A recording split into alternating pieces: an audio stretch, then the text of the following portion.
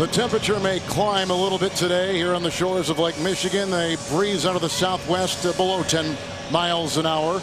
As you take a look at the first-year head coach of the Cleveland Browns, Eric Mangini. He was with the New York Jets in the same capacity. And since 2005, Lovie Smith and the Bears have the second best winning percentage in the NFC, now in his sixth season with Chicago. Flip of the coin won by the Cleveland Browns. So Robbie Gould will kick off for the Chicago Bears, and deep back will be the number 4 return man in the NFL, Joshua Cribbs. It's the Browns, it's the Bears, and here we go in Soldier Field, Chicago, and out of the end zone. Touchback to the 20-yard line, and Cleveland will take it first down and 10. Hayden, the tight end, is in the slot. First and 10. Vickers will be the fullback as he rearranges. And on first and 10, this is Jamal Lewis, who was brought down about the 24-yard line. He was hit on the play by Danielle Manning on a gain of 4. It's second down and 6 from the 24. Gaines, the tight end, was in motion. There's a pulling block by Steinbach and a tackle made by Tillman on a gain of 2 out to the 26-yard line.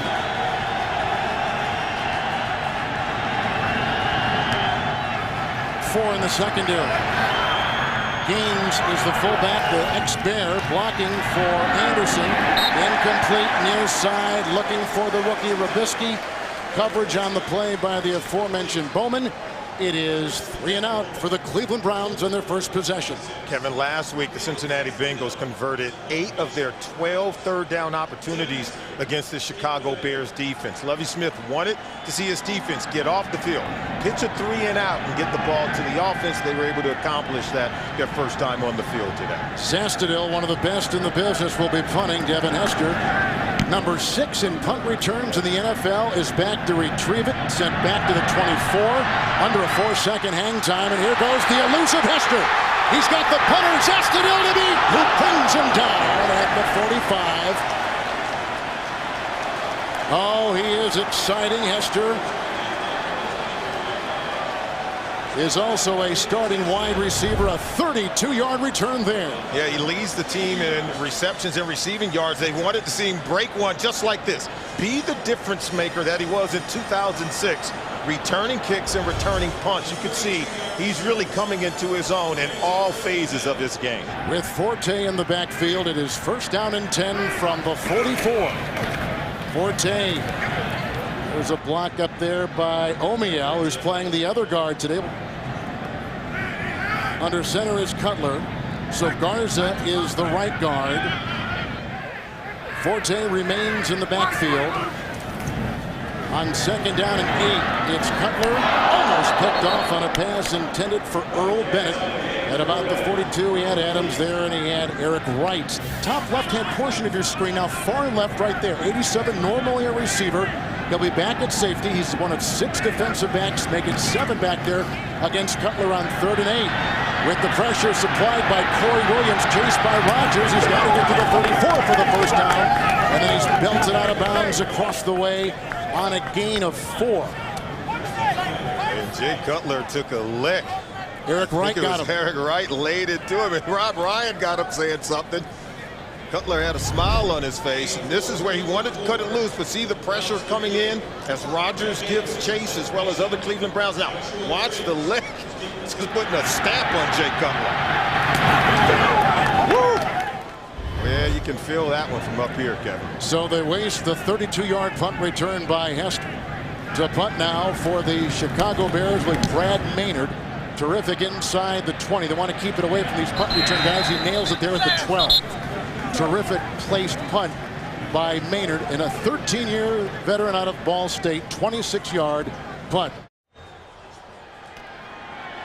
Each team 3 plays punt, just under 12 to play here in the first from the 12-yard line. First and 10, the Wildcat. That's the electrifying Cribbs who gets it, looking for a block, and then hit by a ton of Bears and brought down initially by Tommy Harris after a gain of 2. He's up to the 13-yard line. First quarter, Solomon has been a struggle for the Cleveland Browns. Yeah, they have really struggled to put points on the board. 0 touchdowns in the first quarter in their last 14 games that we have seen there, and they have not scored a touchdown in 3 of their 4 road games so far this year. It's 2nd down and 8. Quarterback Anderson is back under center. Gaines is in motion. They just signed him. Anderson, what a horrible looking pass. He was throwing to Gaines. It's incomplete. He was wide open on the play. This Tommy Harris, benched last week, the 3-time Pro Bowler, has garnered a lot of headlines here in Chicago. Yeah, and the reason why is because we all know that defense does get the headlines here in Chicago. This team is built around its defense, and Tommy Harris is the guy that fused that front 7. Lovie Smith told us that, hey, our front 7 takes us as far as we can go. They're relying on Tommy Harris to be the difference maker that Shaun Rogers is for the Cleveland Browns. Thacher has become the 5th defensive back, 3rd down and 8. They bring the blitz. Here comes Afalava. That ball is tipped incomplete. And Danielle Manning was diving for it. A very unimpressive second series for Anderson. Another 3 and out for the Chicago Bears. Yeah, the Bears have to get pressure in the face of Anderson. That's exactly what they do. Afalava is able to get the tip. And in the secondary, we say you intercept all tips and overthrows. The Bears should have been able to come down with that one. Lovie Smith wants his defense to produce turnovers today. He says they have to get more takeaways. Hester has already had a 32-yard punt return. Here's no rush, or very little put on Zastudil. And Hester's going to wave it off. Not a lot of bounce, and it will go down to about the 41-yard line. 2 3 and out so far by the Cleveland Browns. Chicago getting it for a 2nd time. And the first quarter has not been kind to Chicago's offense. Only 7 points scored in the first quarter, and second fewest behind Kansas City. They've been outscored in the first quarter, 45-7 so far this year. Knox is out there as an extra wide receiver. They threw that flag quickly, and it's a false start against the Chicago Bears. False start. Number 13, offense. 5-yard penalty. 1st down. It's 1st and 15. There is a block by Clark and a tackle made behind the line of scrimmage by King and Coleman and Robert Smith and Trusnick. They all met back there. It's a loss of 3 and a sack, and back to the 32. Watch Cameron Wembley. Orlando Pace is struggling. He has struggled consistently, and see the pressure off the corners forces him to step up in the pocket, and that's where he gets sacked. So both tackles right now are really struggling to keep the quarterback clean. If you don't keep Cutler clean, it's going to be a long day. Rob Ryan going to continue to come after Cutler, trying to force the turnovers. 2nd down and 18. Furry has come in as an extra defensive back for the Cleveland Browns. Out of the reach of Forte, and the coverage on the play by McDonald. Bring up 3rd down and long. It's 3rd down and 18. David Bowens is coming in, and as they completely change up their defense, he was back where the defensive backs could stand. There's a catch made by Bennett, the hit by Poole, the gain to the 45, shy of a 1st down by 6 yards. It's a pickup of 12, and the Bears have got to punt again. How do you crack the code that Rob Ryan has given Jay Cutler right now? They dropped about 4 or 5 different guys in different positions, so they gave one alignment, and then you just saw so many guys scattering into coverage. Very difficult to read for the quarterback. Jay Cutler did get rid of it, but not enough for a 1st down. Trying to be a little inventive on the defensive end. Maynard will be punting. Cribbs is deep back. Wants the fair catch and makes it at the 15-yard line. From the 15-yard line, 3rd possession for the Browns. 1st down and 10. Lewis with the block. This is the fullback Vickers, who was hit by Roach and then was taken down about the 18-yard line on a gain of 4. Kevin, let's go back to that previous 3rd down play. This is what Rob Ryan has given Jay Cutler to read. This is your pre-snap read, and you see only 3 guys back in the secondary. Now watch as they rotate. You have guys scattering to just about every area on the field, and Cutler has to read that defense, still find the open guy. Have to be very careful against this defense where you can easily throw interceptions. 2nd down and 6 from the 19. Jamal Lewis. like they had Lance Briggs, among others, in there with the stop on Lewis, and a gain on the play of about a yard close to the 20-yard line. They're going to need a lot of Lewis today, at least to control the clock, if nothing else. Absolutely. You know, both teams are coming off real bad losses. Cleveland Browns lost 31-6 in Green Bay, and how about the Bears lost 45-10. And so Brian Daboll, as you take a look at him, trying to dial up something just to get the offense going. And then the Chicago Bears, they have to play inspired. This is a game that could really determine the course of the remainder of their season. 3rd down and 6 with the Wildcat, and here comes Cripps trying to force his way outside. He was hit by Manning. Afalafa was out there as well. It was a gain of 4. They had Adonijay on that defensive line, and they got a punt once again. And this for the Cleveland Browns, Solomon, is the 3rd consecutive 3 and out. They got a punt. Yeah, and you have to use the Wildcat, and Joshua Cribbs get the ball in his hands. Think about the Cleveland Browns. They have 0 rushing touchdowns all season long, and no touchdowns by any of their wide receivers during the 2009 season. Yeah. Absolutely. Zastudil to punt. Neither team has gotten a first down as of yet in this game. Hester will get this Zastudil punt. And the ball taken at the 34-yard line under a 4-second hang time. A nice tackle made down there, made by Alex Hall.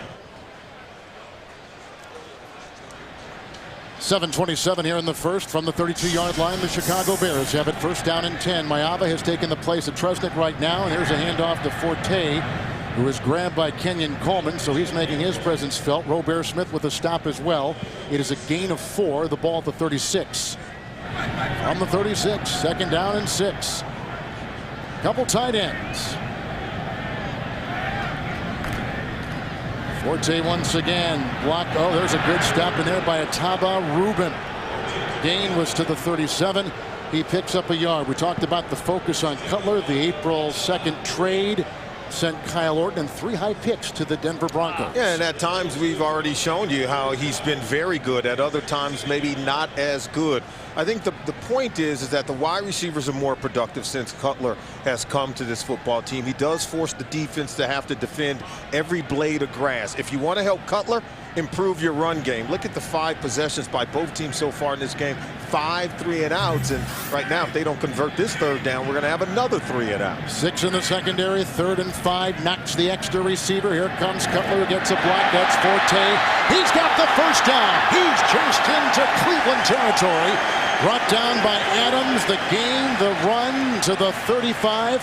28-yard catch and run. 1st down, Chicago. Oh, this is something that Matt Forte was so good at 1 year ago when he led the team in rushing and receiving. Now that the wide receivers have picked up in the production, he's got to been the forgotten guy.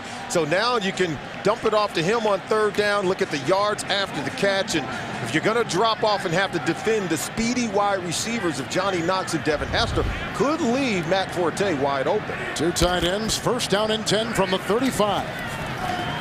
Good block by Williams, the right tackle. Here comes Barton. Here, oh, it's a fumble on the play. It's loose, and diving on it is Forte back at the 40. Basically wipes out that gigantic gain. They lose 25. Moments ago, they picked up 28. Now they're back at their own 40-yard line. Rob Ryan's defense all over the field. Rob Ryan has thrown everything but the kitchen sink at Cutler. Watch Barton comes up the middle. He eludes him, but then he doesn't continue to try to escape Barton. Barton stayed with the play, knocked the ball out where Matt Forte has to recover it. And I think if you're Cutler, have greater pocket awareness. You were able to elude Barton initially, but guess what? Just because you stand there doesn't mean he's going to give up on the play. Cutler has to start with protecting the football. We said that at the top, and it still continues to be true here in the 1st quarter. This offense has really sputtered, and it did last week, and it again has now. Here we've got a challenge that's been thrown out there by Lovie Smith. Chicago is challenging the ruling on the field of a fumble. Timeout. Welcome back to Chicago. We are still trying to review the play as officials are trying to determine, was Jay Cutler's arm moving forward. Watching this hit by Eric Barton. Okay, there's contact made. Now, the ball is certainly not going forward. His arm's not moving forward. Still has protect. Even when he does try to throw it, in my mind, it's a half-hearted attempt to get rid of the ball upon feeling contact, and still the arm didn't necessarily move forward. He threw the ball sideways. The quarterback's arm was going forward, therefore it's an incomplete pass. It will be 2nd down and 10 yards from the 35-yard line. Please reset the clock to show 5:24. 5:24, please. We've got to ask ourselves, Chicago will not be charged with timeout. Are quarterbacks allowed to just dump the ball and just throw it anywhere? Was that arm moving forward? The ball went sideways in my mind, Kevin. And are quarterbacks allowed to avoid a sack and risk a fumble by just shoving the ball out upon getting hit? He understood that Barton was on his back. He understood that he was under pressure and was being hit. And I thought it was a half-hearted attempt to get rid of the football once he was being hit.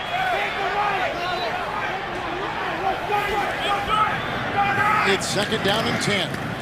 And here comes Forte running up the block at pace, then brought down on the play by Robert Smith after a gain of 1. He's to the 33.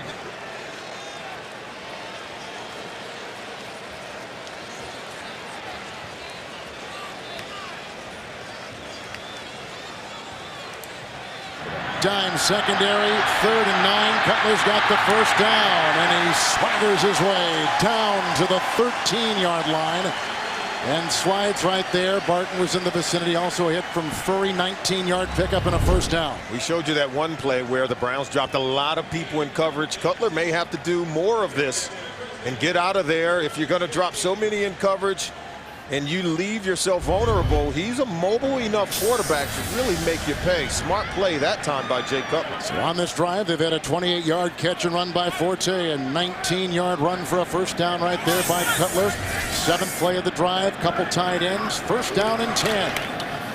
Forte, big hole on the left side. Adams will bring him down along with Mayava. It is a 6-yard pickup.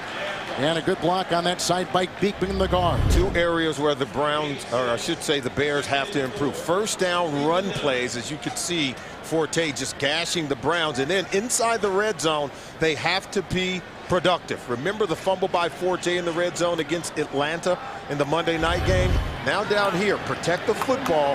They have to come away with touchdowns. They have not been very good inside the red zone on offense. There's a good block, too, by the tight end, Kellen Davis, on that last play. There is a flag thrown as Rashid Davis had come in as a receiver for the first time for Chicago. False start. Right tackle and guard. 5-yard penalty. 2nd down. The tackle is Williams. The guard is Garza with a look at Lovie Smith. Let's take a look, see if you get some movement right there. That right tackle, 74, Williams, moving just a tad too early. Knox is in with Cutler now as a receiver. Bottom of your screen, 2nd and 9. Wildcat, it's Forte handing off to Hester. Read beautifully by Kenyon Coleman, who's having a terrific start to this game.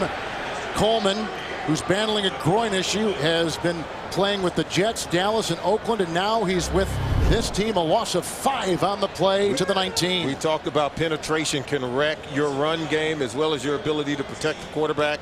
Coleman just slashing right in, getting into the backfield of the Chicago Bears. That play didn't have a chance. This defense of Cleveland today has been more aggressive than we've seen. Well, you know, Rob Ryan understands it. He's got to shoot the gaps. You got to get penetration in order to pressure your quarterback or stop the run game. And they have the defenders on that defensive line to do it. Now Cutler in the gun, 3rd and 14. The blitz from Bowens. The pass thrown away by Cutler.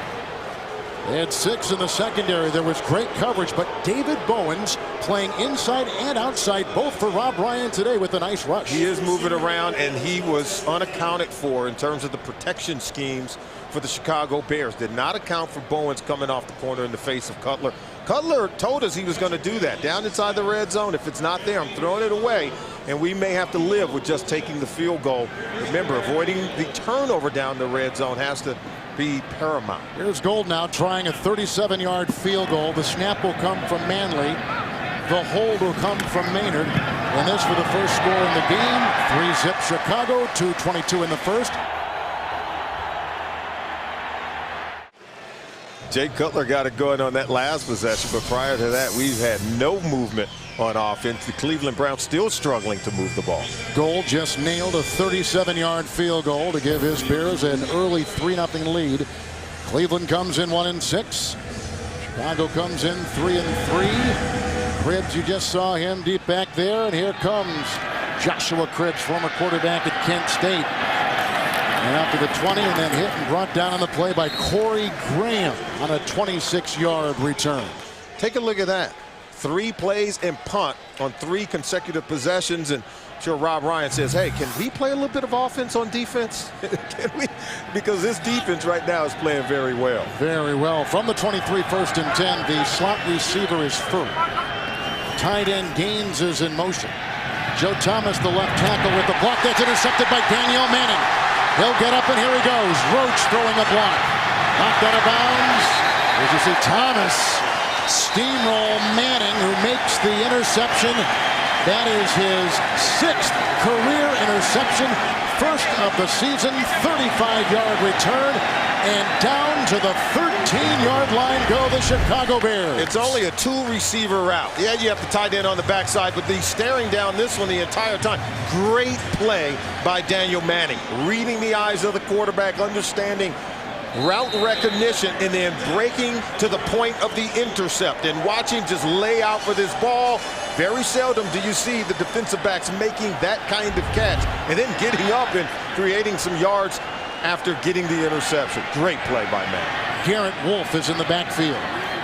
1st down and 10 with a couple of tight ends. There's a block by Beekman, and Coleman was there along with Bowens and Robert Smith, limiting him to a gain of 2 to the 11-yard line. And boy, good field position today for Chicago on virtually every possession. They've had wonderful field position. They've got to be able to take advantage of it. I'm sure Jay Cutler is saying to himself, guys, we got to take advantage of this offering by our defense. Convert points and opportunities inside the red zone. The tight end Olsen will be at the bottom of your screen on a 2nd down and 8, and Wolf remains in the backfield. Garza with the block. Desmond Clark lost the ball. Big hit by Eric Barton, who is number 50, and one of the many Jets that Eric Mangini has brought to the Browns to try to get his system in place. Well, Barton is a guy that knows this system very well. He knows the plays. Played for Rob Ryan, of course, at many different stops. He's a guy that can make some plays, but you know, if you're Rob Ryan, you got to understand, it starts with putting pressure on the quarterback, Jay Cutler, and then dropping guys into coverage, trying to steal the ball. Cutler is going to cut the ball loose. You've got to be in place to make a play on it. Tight ends, and they're both going to be wide on 3rd down and 8. 6 in the secondary for the Cleveland Browns.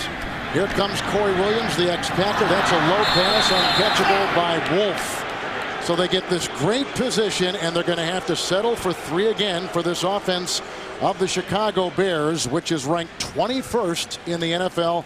Sally coming into today. It was a designed screen play for Wolf, and in my mind, I think Cutler did the right thing. The defenders were squatting on the play. Had he thrown that ball high, good chance that it could have been intercepted. He just threw it right into the ground so that Robbie Gould can come in and kick another field goal. That graphic we showed moments ago, only 7 first-quarter points this whole season. They're going to get 3 more right here, it would appear, and they do with the field goal of 29 yards. But again, great field position and getting only field goals. They've had 4 possessions. They've come up with just 2 field goals. They cash in there on the Manning interception. Oh, absolutely. How about the defense? And that's what Lovie Smith told us, that we've got to create turnovers on defense. And I think he understands if the defense gets going, and boy, now the offense can get rolling. And then he wants a complete game today from his offense, defense, and special teams. Here's the kickoff by Gould. Cribbs has returned a kickoff for a touchdown 6 times in his career, including this season. But not here.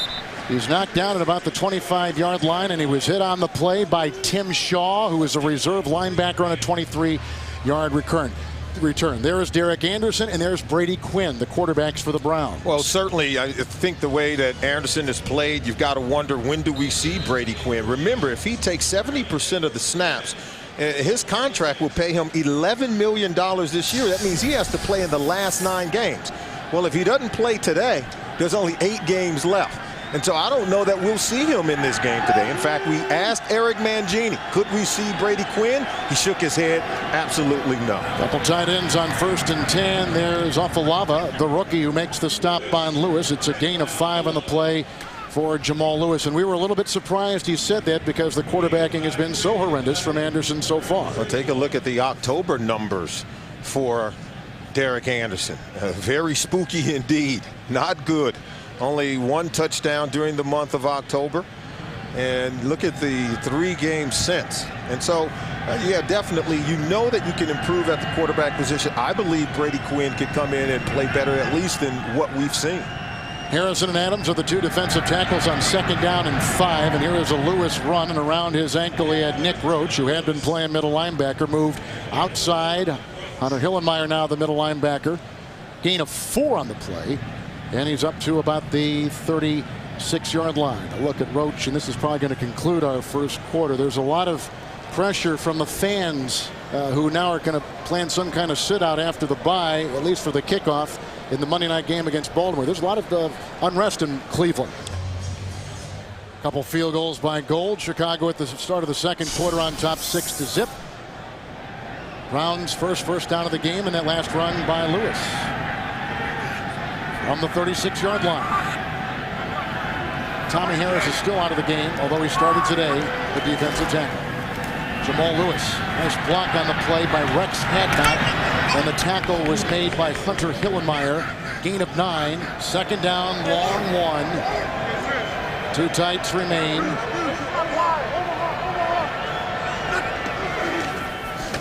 Lewis.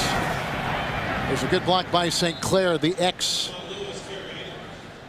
Bear. Tackle was made on the play after a gain of 3 by Lance Briggs. Yeah, you know, Eric Mangini has made a lot of moves. They do have 11 picks in the draft next year. We've seen the trades of players like Kellen Winslow and Braylon Edwards. But, you know, the team, they are taking some proactive measures to try to win back the fans. They've put out focus groups and tried to respond to some of the complaints that the fans have had. They've asked the fans, what do you want to see with this football team? That was a loose ball on the handoff to Jamal Lewis, and that is a fumble. It's another turnover in the season of turnovers for the Cleveland Browns. That's the 2nd today. Interception the first time. And it looks like perhaps Aguilar was on the bottom of that pile. Oh, this is what you don't want to see. You don't want to see your team come out and turn it over on the 2nd consecutive possession. Jamal Lewis fumbles it.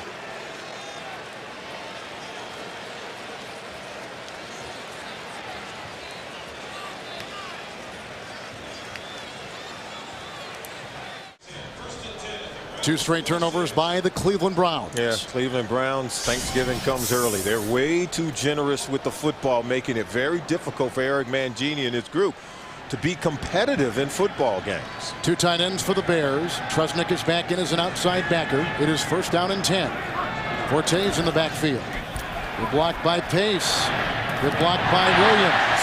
Nice catch made. 35-yard line with Bowens making the stop. The grab was made by the tight end, Greg Olsen. It's a gain of 12 on the play. 2 tight ends still, including Kellen Davis. There's a Forte handoff on 1st and 10. Garza trying to lead the way in the Trusnick tackle along with C.J. Mosley defensively for the Browns on a gain of 4 to the 30-yard line. The AFC West, as you take a look at right there, with Orton leading the way, Denver undefeated. How about that, in playing today in Baltimore, coming off the bye week? Certainly a surprise, but the way that team is playing defensively, I think, has really helped them to become a more complete football team. And very shocking that San Diego only 3-3 after 6 games. Knox and Hester will be up there. Nothing to Hester yet. 2nd down and 6, although he has had a 32-yard punt return in this game. Williams another good block, but here comes Kenyon Coleman. There's the dump off to Forte, who's knocked down by Trusnick, who came in at Braylon Edwards trade from the Jets. It's a pickup of 3.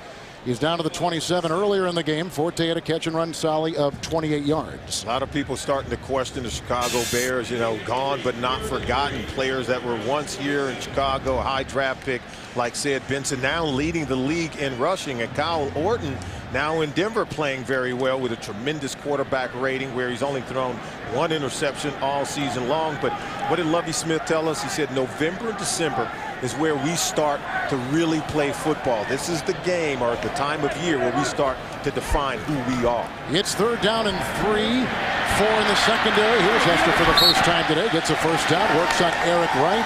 Runs out of bounds at about the 21-yard line. And a gain of 6. And watching all the tape of Cutler and how he is immersing himself with this offense, what are you seeing in some of the issues that he's had to face? Well, first of all, I see more good than bad. I see the wide receivers catching 50% more passes than they did a year ago. They're averaging huge. 12 catches per game. Last year, only 7 catches per game. Most of the catches went to the backs and tight ends, but he pushes the ball down the field. I think at times he is going to push the limits. He's going to try to squeeze the ball into tight windows, and it comes back to bite him. Forte on 1st and 10. McKee with a great block. Hester gives a block inside the 10. Finally, Adams brings him down. Gain of 12 down to the 9. In my mind, this is the thing that Jay Cutler needs more than anything. He needs a running game, and the way they're powering this one off the left side, getting Matt Forte to the 2nd level. This is what Jay Cutler needs more than anything, so that you don't have to put it all on the quarterback to make plays. The improvement in the running game, especially on 1st down runs, and Matt Forte, I think will help equalize the balance on offense and take some of the burden off Jay Cutler to have to throw the ball into those tight windows that we talked about. Clark and Davis are the 2 tight ends. 1st and goal at the 9. Forte, Garza with the block. Beekman with the block.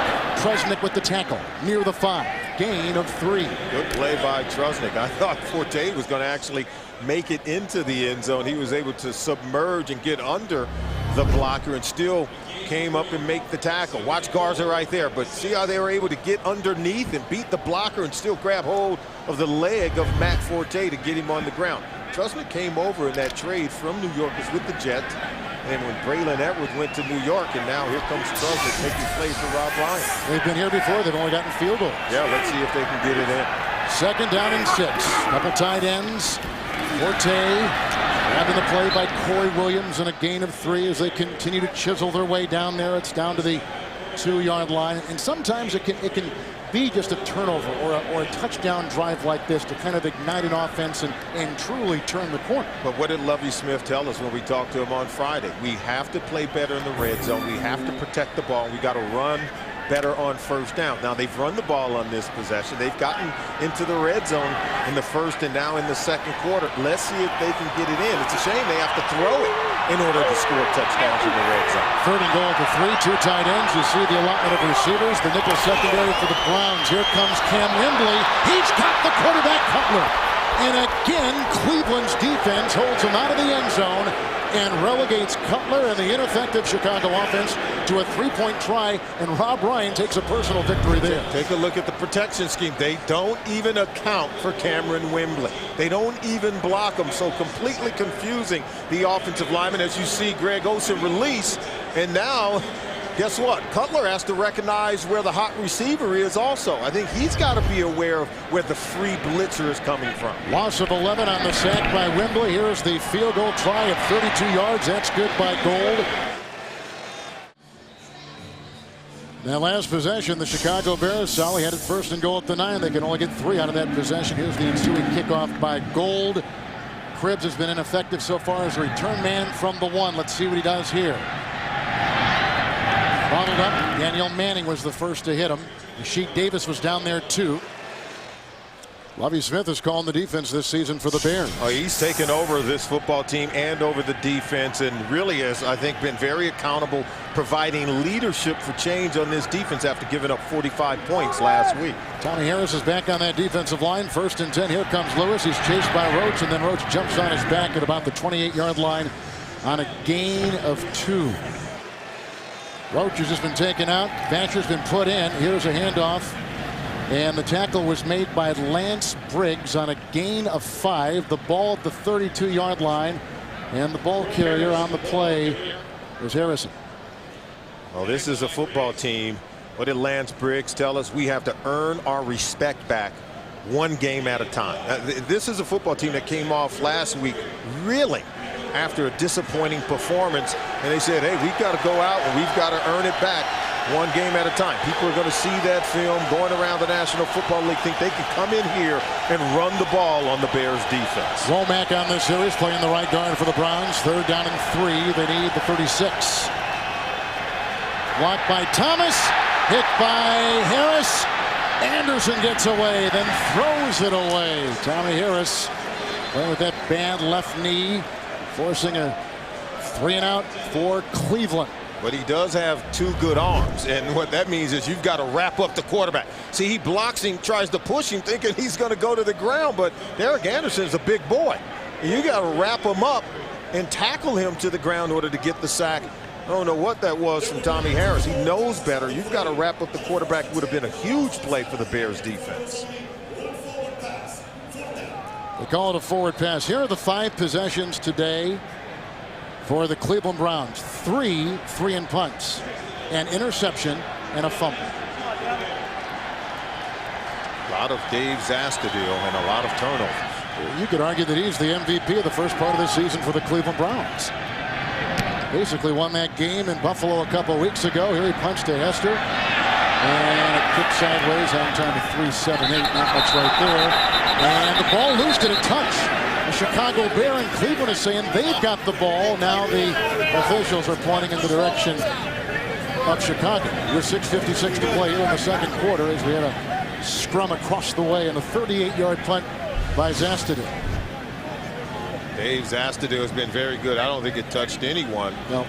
Wearing a Chicago Bear uniform. You know, coming into this game, Dave Zastudil, 14 of his last 18 punts have been downed inside the 20-yard line. So certainly he's more of an MVP on a team that's 1-6 where he's making most of the plays. I don't know if that's a good thing. Number 41, Cleveland, was out of bounds when he touched the ball. Therefore, the ball is dead right there. 1st and 10, Chicago. Timeout. On the 29 after the punt, ran out by Cleveland. 1st and 10 for the Chicago Bears at the 29. Forte is in the backfield. Couple tight ends. Cutler with play action. Here comes Rodgers. That ball batted down and incomplete. Not been able to keep Jay Cutler clean. You can see the 3 red zone possessions, 3 field goals to show. They've had 27 offensive plays in this game. 20 of them have been in Cleveland Brown territory, but still not a lot of points to show for that good field position. 2nd down and 10. Outside to Hester. He'll dance over there with Eric Wright and try to find himself freedom. He can't. 31-yard line. Knocked out after a gain of 2. And Lovie Smith also told us as he stepped back and tried to gain perspective on this season.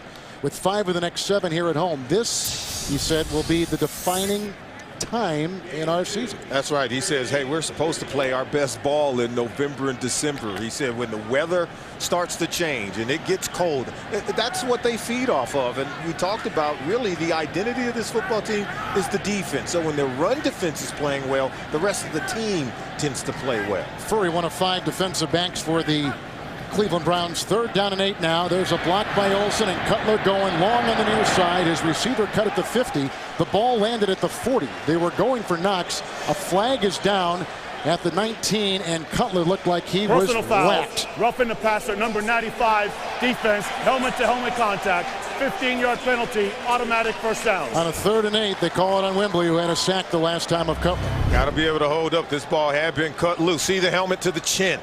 Helmet to the chin of Jay Cutler, who's come up a little bit woozy, trying to clear the cobwebs at this point. That'll be finable too. Wow. Yeah, you're going to get hit in the wallet for that one, and you give him a new set of downs also.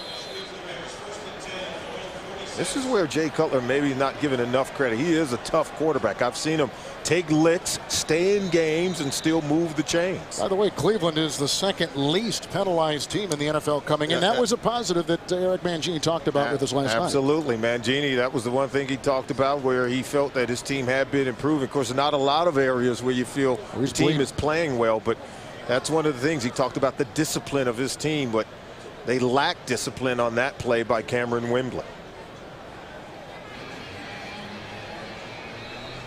Cutler had a little blood, it looked like, the last time we saw him head on. Tough kid. You and I have covered him for years, especially last season in the 4,500-yard passing season from you can see the Denver Broncos. Look at he telling them, get the play in. He said, get us the play in so we don't lose time and have to take a penalty.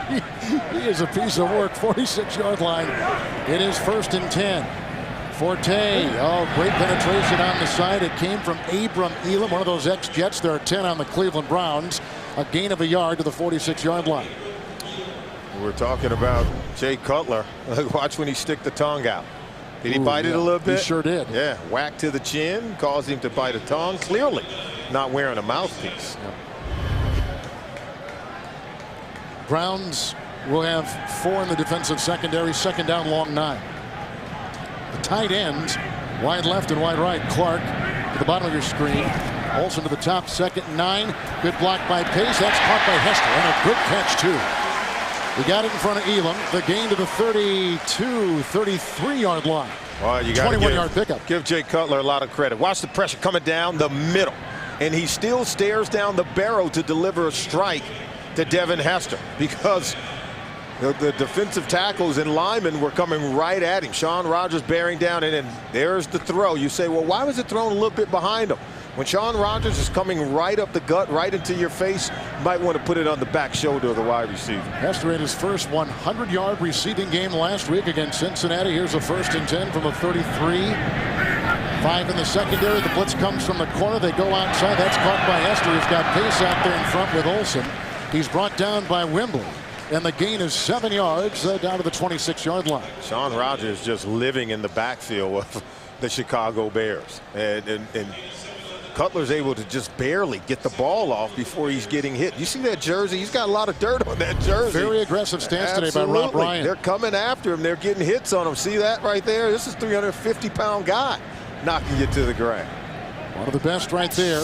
Pro Bowls over the last couple of years for Rogers. 3 in his career. 2nd down and 3. He's out right now. Rubin taking his place at that nose tackle. Forte with a nice block on Wimbley, who was coming in. Here's Olsen. There was a block by Kellen Davis. And looked like Wright and Barton got a hand on him. Barton is now down. The gain, a catch and run of 12. Another 1st down. Markham at the 14-yard line of the Cleveland Browns. Greg Olsen's limping, but I think 2 Cleveland Browns hit each other. Wow. You got to hit the other guy, not your guy. And that's why Barton came up just a little bit woozy. They did get a nick on the leg of Greg Olsen, who's also limping. And, you know, he's had kind of a quiet season. 23rd, Solomon, coming into today among tight ends in receiving and yardage for tight ends. But the receptions for the wide receivers are up for the Chicago Bears. Devin Hester came in leading the team with 28. Earl Bennett with 23 receptions. Forte over 20, and so is Johnny Knox. I think you got 4 guys with 20 or more receptions, and then Olsen came in with 19. So maybe while the other guys' production have gone up, his has come down a little. We expected him to put up numbers, but I think in the ebb and flow of the offense as the season progresses, you'll see him get his numbers as well, catching the ball over the middle of the field. Plus, the defenses have been keying in on Olsen as you take a look at Barton leaving. And we talk about the Chicago Bears struggling inside the red zone, where that has been chronicled. Give a lot of credit to the Cleveland Browns defense. If you take a look at a woozy Eric Barton, but the Browns have been very good on defense down inside the red zone today. Here's a timeout taken by Cutler. We've got 3.5 to play here in the 1st half, and the quarterback from Vanderbilt, who was the Southeastern Conference Player of the Year when Mike Shanahan was at Denver and they were going to draft him. He didn't tell anybody, not even his closest confidants in Denver, that this is the guy that they had circled. But he did talk to one other person. That was Jeff Fisher, the coach of the Tennessee Titans in Nashville, had seen this kid up close. And when Fisher said, I can vouch for this kid, that's when Shanahan pulled the trigger and drafted him so high.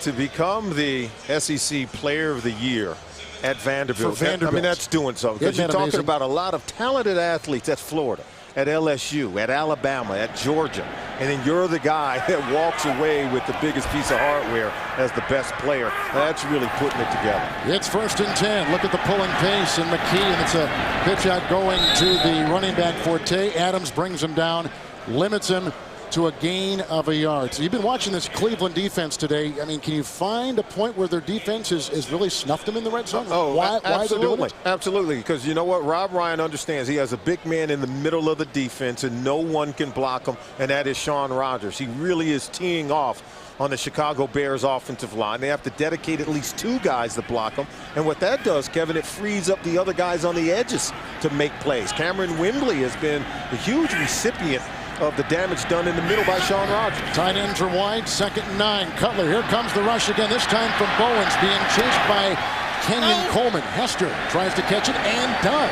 Right in front of Tresnick and right at about the 7. Gain of 6 on the play. Yeah, Rogers isn't in right now, but watch Bowens comes up the middle. Scot-free, 96. Pressures Cutler out of the pocket. Anytime you can force quarterbacks to move laterally, their accuracy goes down, and now their patience to allow the progression to materialize, it also goes down. He has to dump it off to Hester. Can't even find anyone in the end zone. Hester's 3rd catch on this drive. Yeah, he's making plays, but they're not getting the ball where they want it, which is in the end zone. 2.5 to play. Play clock was down to 8, and a timeout has been taken by Cleveland. Bowens has been playing well today. Mangini has got his defense playing well, and Rob Ryan, they talked about how they've taken more fundamental tackling drills in practice than he can recall. Well, last week, if you watch the tape of that game against the Green Bay Packers and watch Donald Driver run up and down the field, yeah, you have to go back to tackling. That's what they did Wednesday and Thursday practice, live tackling drills, and some of the drills these players hadn't done since they were in high school. They was complaining and said, hey, we got to do that high school tackling drill. And Eric Mangini says, yeah, I didn't know you tackle as if you played in high school. So until you improve on that, we're going to continue to do the drill. We've seen them tackle much better today. Rodgers back in on that defensive line. 3rd and 3. Cutler on the drive. 5 of 6. You see the assortment of receivers. Forte held by Mayava. Grabbed by Poole and corkscrews his way down to the 1. He gained over 1,200 yards last year. Quiet the last couple weeks. A pickup of 6 right there. And what did Lovie Smith tell Matt Forte? Hey, you don't have to be Walter Payton on every single play. Sometimes for running backs, and particularly the young ones, just take what the defense gives you. If it's a 3rd and 1 play, all we need is 2 yards gained on the play. Get the first down. Don't look to hit the home run on every single carry. 5 defensive linemen for the Cleveland Browns. They've got 1, make it 2 defensive backs. Schaefer has come in as a tackle eligible on the offensive line. 1st and goal at the 1. Forte. He dives. Touchdown. 1-yard touchdown run, and the first of the game for the Chicago Bears, and the 2nd rushing touchdown for Matt Forte this season. I thought Matt Forte showed tremendous patience, because the Cleveland Brown defenders thought he was going to try to go up and over. Watch, he doesn't launch. He stays on the ground, slides to his left, and then he has the power to push the pile into the end zone. He did show the kind of patience that I think earlier in the year he had lacked. And that's exactly what Lovie Smith had been coaching in terms of the point of emphasis for improvement for Matt Forte. Here's the extra point by Gold. So, a 1-yard touchdown run by Matt Forte. They're going to salute the memory of Peyton and his great years of service here in Chicago at halftime. And a lot of number 34 jerseys all over Soldier Field today. He touched the hearts of so many people. He was so involved in the community, and his legacy lives on. Can't help but think about Walter Payton and think about the toughness in which he played the game. And I think anyone who wears a Chicago Bear jersey, you have to really epitomize and embody what he meant to football. As you take a look at some of his family members who are here today to honor the memory of Walter Payton. Saw Matt Suhey back there in back of Walter's wife. His mother has been flown up from Mississippi. You just saw here, and you saw the 2 kids in the background. The kickoff goes to Cribbs. And take it out from 3 yards deep. Oh, what a nice tackle and a fumble on the play. Looks like Chicago may have gotten it. Let's see. Nope, Cleveland's got the ball. The hit by Greg Stelz out of LSU. Big-time player. First-team All-America. He was with Chicago in his 2nd NFL season. First down and 10. Anderson gets a Joe Thomas block, his left tackle. He hits the wide receiver Furry, who was hit by Daniel Manning. And Manning already has the interception today. That's a gain of 9. And the ball spotted at the 24-yard line. 2nd down and 1. Harrison is in the backfield with Anderson. Incomplete, looking for Hayden. Coverage on the play by Adonijah. Bears player is down. And I had the card in my hand, and I wasn't looking up, and I don't think I can give you a number, folks, and I'm not even going to try to. Oh, it's okay. I mean, we're hoping that he can be okay. Adewale Ogunleye is a player that obviously is part of this front 7 for the Chicago Bears. Very deep in their rotation at defensive end. Remember, they made a trade for Gaines Adams, who's come over, and they're expecting big things from him as well. So they've got a real good rotation of defensive ends who can pressure the quarterback. Take a look here on the left side. There you go. See what happens here. Look like a hand to the face right there. Yeah, I think he was poked in the eye. And he was going against the former Chicago Bear, John St. Clair. and that is Ogunleye, who is being attended to on the field. We've had a game where the Chicago Bears have had multiple red zone appearances today against the Cleveland defense, and 3 of the 4 times Cleveland held them out of the end zone, relegating the Chicago Bears to field goals, with the 4th time produced a 1-yard touchdown dive by Matt Forte. And there is Ogunleye, who, by the way, is in a contract year after spending 4 years with Miami, a Pro Bowler in 03. This is his 6th season with the Chicago Bears. Very good player, there's no doubt. I mean, they've got some really good pass rushers that come off the edge. I think they're more effective when Tommy Harris and the interior defensive linemen for the Bears are effective at pushing the pocket. And then you get the one-on-one edge rushers, and boy, they just feed on each other when it comes to putting pressure on the quarterback. Mark Anderson has taken his place. He's with Brown and Harris on that defensive line. And here's a 3rd and 1 Wildcat direct snap to Cribbs. First down. Yeah, you have to use, I think, the Wildcat if you're Cleveland to supplement your ability to run the football. 1st and 10. The snap to Anderson, going deep and looking for Massaquoi. Covered on the play by Tillman. It was interesting, after you and I did the Pittsburgh-Cleveland game, they ran the Wildcat with such great success in Pittsburgh against the Steelers. Then last week against Green Bay, just 1 Wildcat play for the Cleveland Browns. Yeah, and they really elected to go away from it. I'm sure coming away from that game thinking maybe we should have did it more. Mangini told us that they even want to use him at running back. They know he is their best offensive weapon, but with him running the Wildcat and playing wide receiver and playing the special teams role, said that there's a lot on his plate, so don't want to overload Joshua Cribbs at this point. Roach is out. Vasher is in as a 5th defensive back. 2nd, and here comes Hillenmeyer. Down goes Anderson. He was hit on the play by Alex Brown, among others, his 3rd sack of the year. And he's got Anderson back for a loss of 10 to the 20. Here he is coming off the corner against Joe Thomas, trying to keep him from getting to the quarterback, but you can see Hillenmeyer's back there as well, so they just really crash in.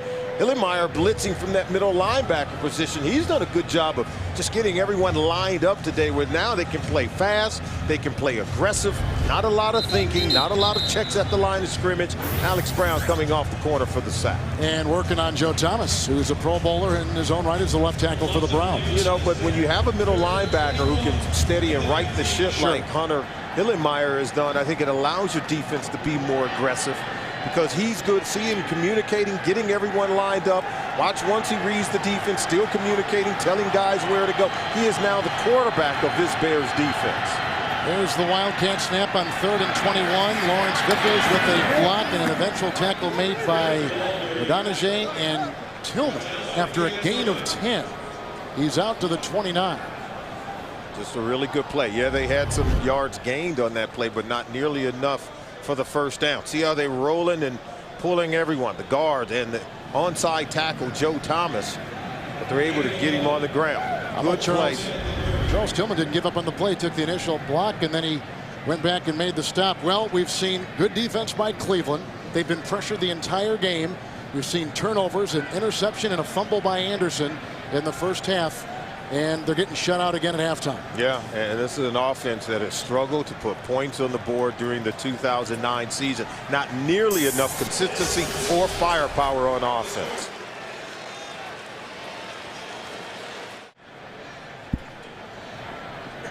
Daniel Manning is back for the kickoff from Phil Dawson. He's back today after missing a bunch of this early season with a calf injury, and Manning will take it from the 7-yard line. Hester's been busy today, and the tackle was made by Ventrone. 16-yard return. At halftime, Walter Payton was honored here with his daughter, his wife, his mother there on the left, Jarrett there on the right. And the video tribute, Bears did a terrific job in saluting on this, the 10th anniversary of Walter Payton's death. From the 24-yard line, it is 1st and 10. Forte with a touchdown run is back there with Olsen. Blocked by Kreutz, tackled by Tresnick and by McDonald. Back to the 23-yard line, and a gain of a yard on the play. as you take a look at the first half for the Chicago Bears. Chicago Bears started off a little bit slow, going 3 and out on their first 2 possessions, but then got it going. The turnovers kind of got the offense going. Yeah, they did struggle inside of the red zone where they had to settle for 3 field goals, but on that final red zone possession, look at that drive. 10 plays, 71 yards, and was able to pay it off with a Matt Forte run for a touchdown. You see the assortment of receivers, including tight ends. 2nd down and 10. Furry is back as the 5th defensive back for the Browns. Here comes the rush. Adams slowed him down. And then there was a hit by Costanzo. Usually on special teams, he comes through. And Corey Williams, an avalanche of defenders sent by Rob Ryan, a loss of 6, 3rd sack of the day. Rob Ryan's going to dial it up, and you can see there's Adams coming off the corner. Do they account for him? No. And Cutler's got to understand it is necessarily a 3-step drop, even though he's in the shotgun.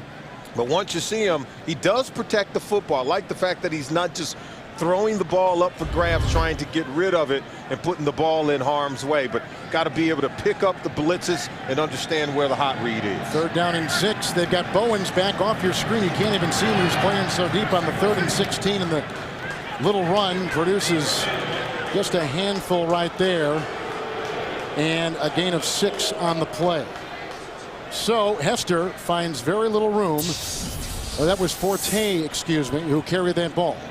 Hester was up there blocking, and Cutler with a 3 and out for his offense on their first second half possession. Oh, the Cleveland Browns defense dialed up some pressure, on Jay Cutler, and they were able to get into the backfield, put pressure on the quarterback, and forcing him to not be able to complete passes. How about the Browns coming out playing some defense? Here's the punt, and it's sent toward Cribbs. A flag has been thrown. Cribbs is the #1 punt returner in the National Football League, and I guess we're going to go back with Anderson with 13:01 to play here in the 3rd.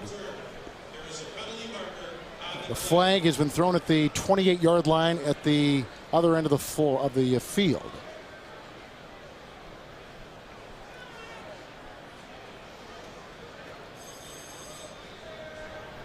Ineligible player downfield, number 25 on a kicking team. 5 yards from the previous spot. Replay 4th down. Well, 25 is Garrett Wolf, who's a reserve running back who's seen some time today already. Well, we're seeing some real good special teams player in this game. How about Joshua Cribbs receiving the punt for Cleveland? Devin Hester, we've already seen him on kickoff return. Daniel Manning is a guy that we know can break off the big ones, returning kicks as well. So both special teams really do play at a very high level, ranking near the top in the National Football League. Hester can return kicks and punts. Johnny Knox was returning kickoffs last week in Cincinnati, but as we saw at the beginning of this drive, they had Daniel Manning return kicks last year. Maynard again. That's a bad punt off the side of his foot, and Cleveland is going to be given great beginning possession here. Let's see where this puts the Cleveland Brown offense at the 30-yard line of Chicago. A 12-yard Brad Maynard punt. He's averaging 42 yards a boot. So the penalty, horrible against Chicago. Cleveland cashes in, and they get great beginning field position. 12-yard punt, a penalty on the punt before. Makes up 35 yards in hidden yardage. 30-yard line, 1st and 10, first, second half possession for the Cleveland Browns. 2 tight ends. Jamal Lewis, gigantic hole as he charges his way free for a 1st down to the 17-yard line. He picks up 13 on the play. Big run by Jamal Lewis. Hit on the play by Harris. Well, we told you that gap integrity in the run defense for the Chicago Bears had been a problem last week. We could see them getting out of position. Didn't have the gap filled at time, allowing Jamal Lewis to get to the 2nd level. 1st and 10.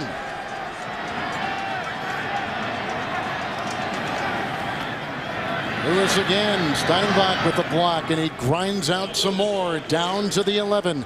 Picks up 6. Hadnot begins this particular drive at the right guard for the Browns. Yeah, they're going right off the right side behind Hadnot and John Sinclair, the former Chicago Bear, getting some yards. Positive gains in the running game for the Cleveland Browns. If they can start running the football, boy, this offense can finally start putting some points on the board. Cribbs, bottom of your screen, wide, 2nd down and 4.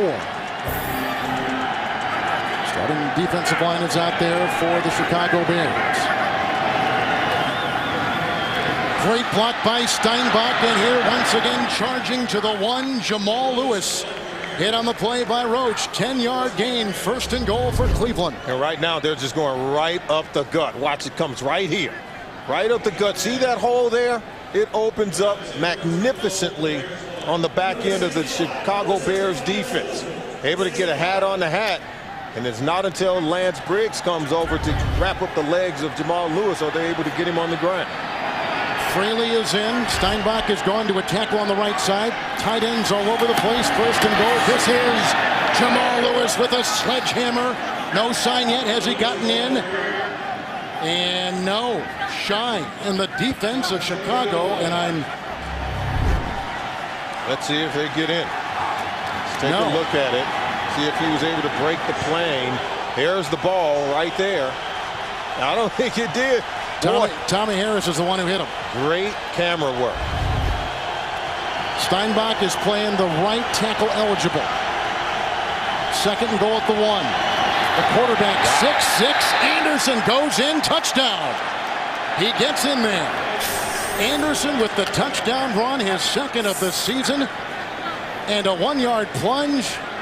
And they take advantage of a 12-yard punt by Maynard after a penalty which wiped out a play that would have started Cleveland in their own territory. He's 6'6". Let's see if he can get that ball. There it is. As soon as he stuck the ball out, he broke the plane for the touchdown. Your 6'6" quarterback, and the reach of Derek Anderson is able to get that ball across the goal line for a touchdown. Didn't come easy, but boy, did the Browns respond with that first possession here in the 2nd half. Dawson will try the extra point. It's blocked. Did Adonijah get it? I think Adonijah got that ball and knocked it away. And no surprise there because Adonijah has 4 blocked field goals in his career. Watch for number 71. He comes up. He got it.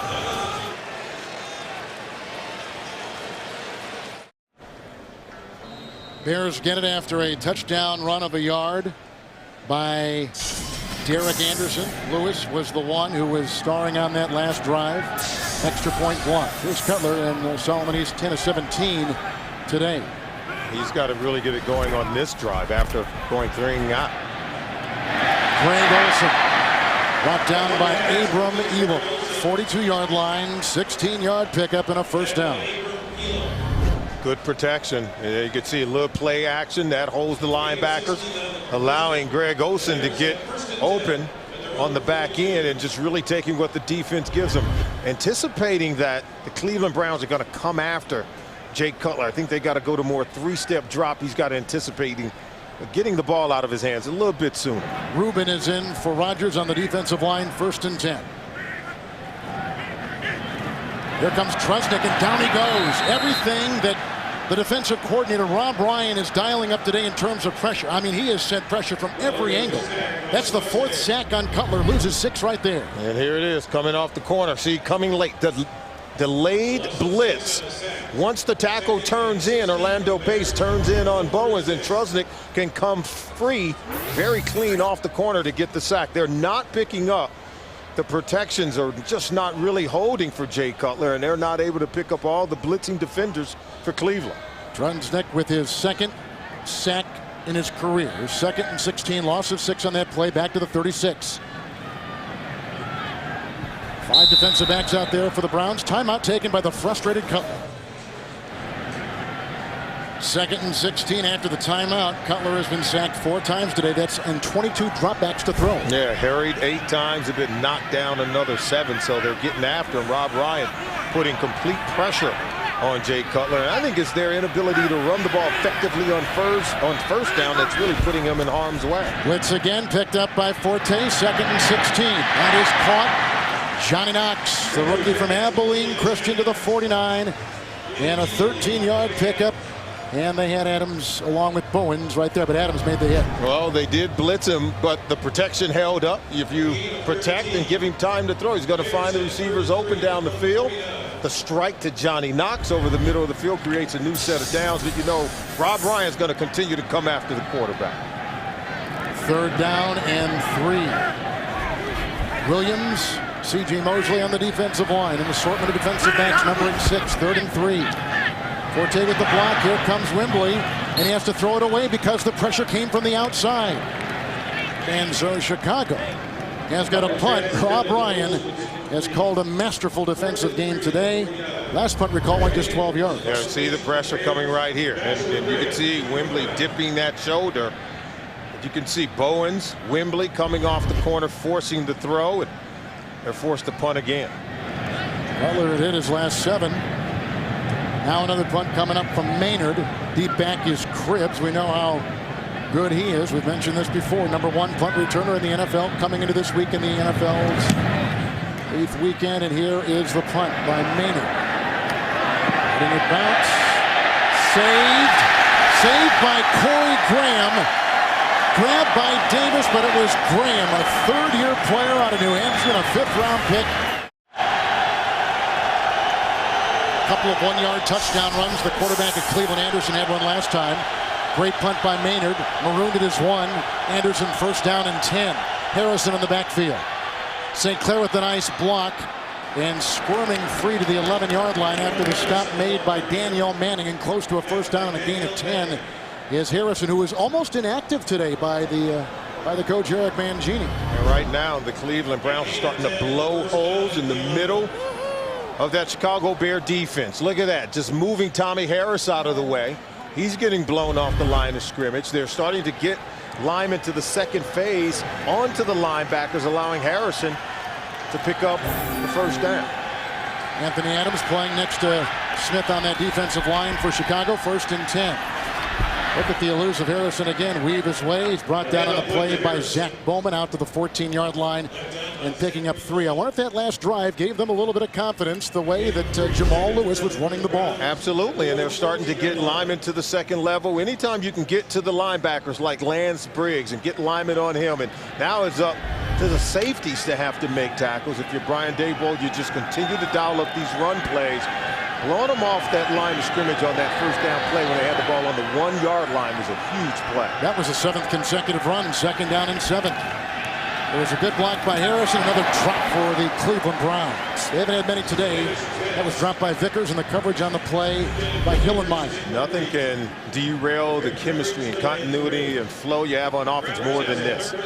If you're Derek Anderson, you're saying, okay, we're just now getting it going, and we have them on their heels, and you go ahead and drop that ball. Well, that gives the defense a new sense of confidence, and the offense right now got to feel really good if you're the Cleveland Browns. Continue to run the football, but now in 3rd and long, you got to put it in the air. Briggs with some good coverage on that last play. 3rd down and 7. So they bring in Furry. They bring in Chancey Stuckey. Play clock is winding down. Down to 2, down to 1. 3rd and 7. Timeout taken by the Cleveland Browns. The personnel coming out on the field slow to assemble. 7:03 here in the 3rd. That expression of Mangini says it all. Donajay is coming on that defensive line, all 6'6" of them. He blocked an extra point earlier in the game. Alex Brown is digging in. He's got a sack today. 3rd down and 7. Pasher is in as the 5th defensive back.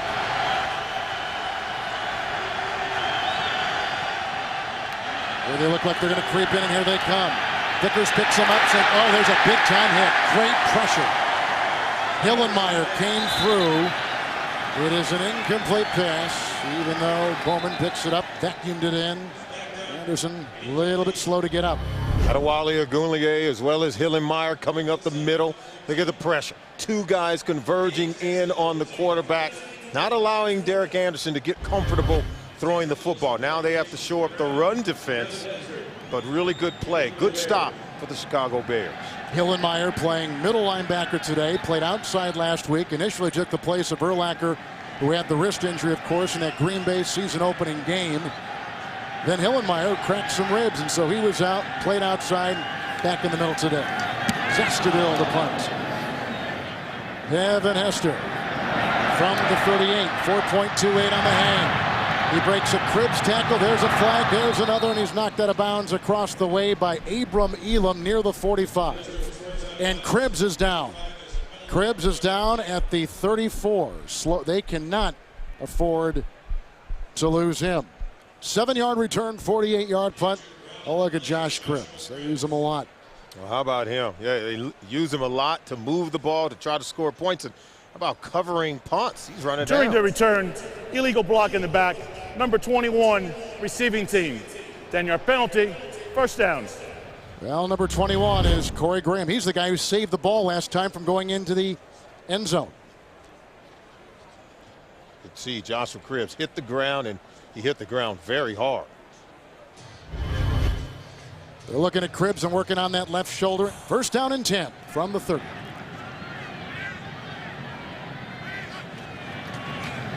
Forte slowed down by Bowens.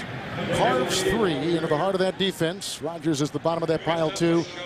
And you can see him at the 32-yard line. Forte trying to get more rhythm to his runnings. If the Bears could run the ball, of course, is the feeling here in Chicago, the passing of Cutler would improve. And that's what they have to do. It has to be really effective in terms of their ability to run the ball on first down. And I took a look at it. They come in averaging 3.5 yards per carry. They averaged 3.9 1 year ago, and everyone talking about Matt Forte. So they're not really off by much in terms of how well they ran the ball 1 year ago. Second down and 7. Forte again. Block from McKee. There's Rodgers again all over the play, limiting him to a gain of about 2 to the 35-yard line. We talked to Big Sean Rodgers, a 3-time Pro Bowler, and so effusive in his praise for his defensive coordinator, Rob Ryan, as was DeQuell Jackson when we saw him in Pittsburgh a couple weeks ago. They love playing for Rob Ryan. He makes coming to work a whole heck of a lot of fun. And Rob Ryan understands the weapon that he has in Sean Rodgers in the middle of that defensive line. The reason why they're playing so well today, I think, is because he's able to take up 2 blockers on every single play. It does turn other guys loose. Second, make it third down, long 4. Really going to spread Hester wide. 5 in the secondary, including the receiver Furry, who plays some safety. Underneath, grabbed by Knox. Oh, the ball's loose. And Beekman jumped on it, but no gain on the play. Boy, there's some terrific coverage on the play. Adams was there. McDonald was there with the stop. 3 and out for Cutler in the offense. Yeah, and watch, they forced a quick pass from Cutler. He dumps it off, but let's see this ball come out. Does it come out before he hits the ground? I think a knee was down, but Beekman pounces on it smartly, not even leaving it up to the officials. There you see Maynard, and deep back is Cribbs. That's good because the last time we saw him on the Cleveland sideline, they were taking a look at that shoulder.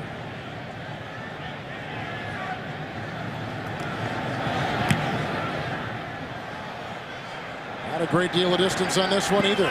Oh, and it takes a good Cleveland bounce to the 38-yard line. Things now beginning to really fall for the Browns in terms of field position. That was a 26-yard punt. 50 years since Sid Luckman. How good was he to win 4 titles during the decade of the 1940s? First and 10 with 2 tight ends. Lewis is in. Agunleye makes the stop. Agunleye with a tackle after a gain of 3. And he has been a nice addition to that defensive line over the years for the Chicago Bears. Yeah, you can see the numbers. Better to be Luckman than good. Look at the career completions where he ranks 3rd all time for the team and still 1st in passing yards and overall touchdowns. So we're talking about a real find in the 1940s. And boy, to have gone so long and not had a quarterback so good tells you how good Sid Luckman was. Wildcat, 2nd and 7. Cribbs trying to dance free. Hit on the play by Anthony Adams. It's a gain of 2. They're going to spot him at the 44-yard line. You've done a lot of study of the Wildcat over the last couple weeks because we've seen so much of it in the NFL. Yeah, and really what teams are doing, and Cleveland's trying to do what Miami, I think, tends to do better than any other football team. Use the Wildcat as a running package because that 8th defender in the box is normally the free guy, but the 8th player on offense is actually the ball carrier. So you actually win in terms of the numbers. You make one guy miss, you take it to the house. Agunleye is out.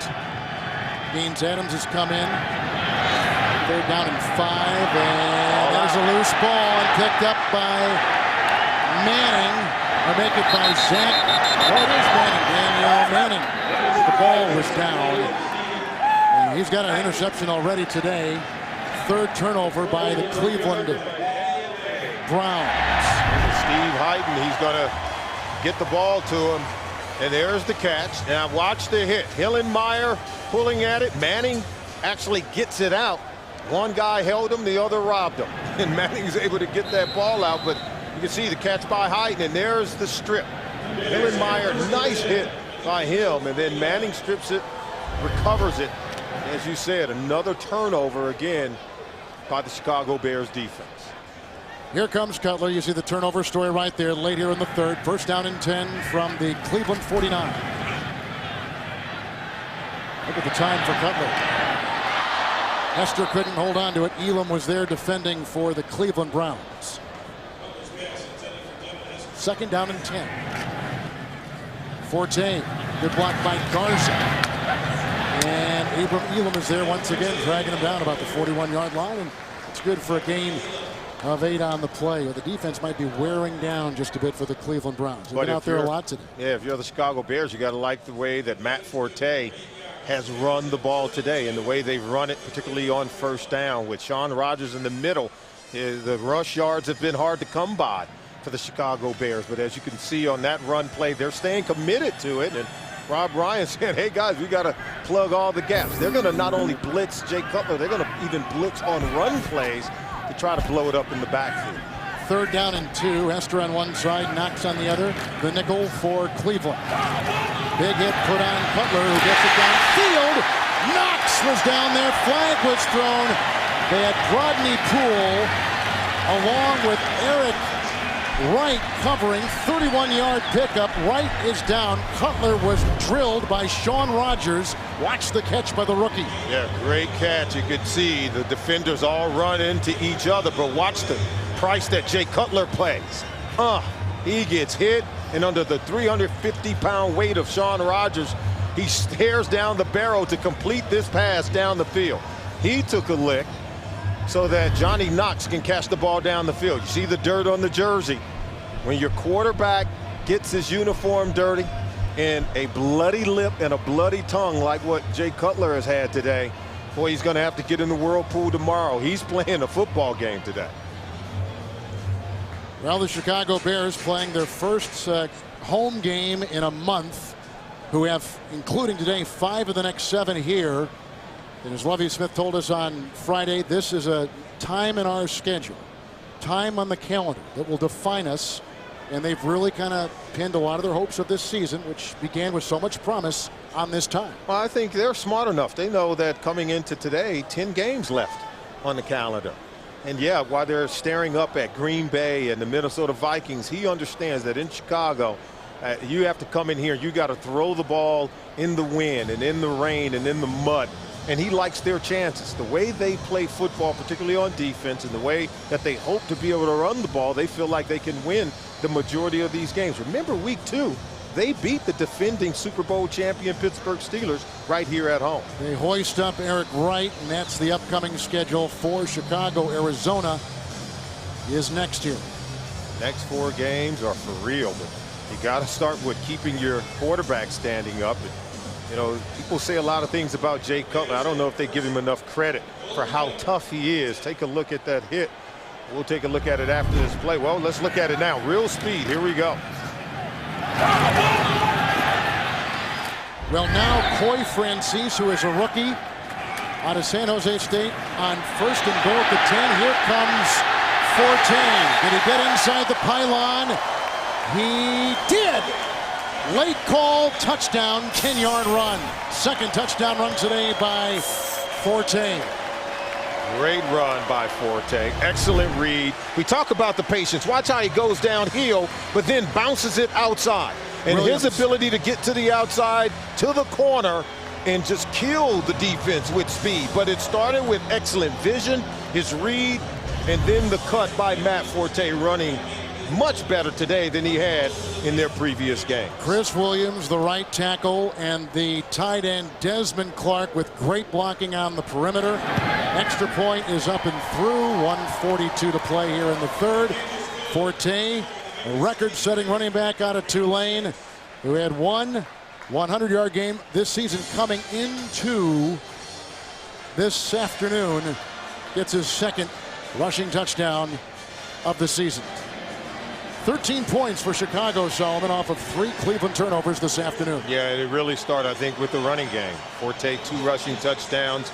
Yeah, they did have to settle for field goals down inside the red zone. But once he got going, as he told us when we talked to him on Friday, When our run game gets going, we tend to go up and down the field on offense. I think he understood that he has to get it going if the Chicago Bears are going to get to where they want to go by the end of the season. It starts with their ability to run the ball with Matt Forte.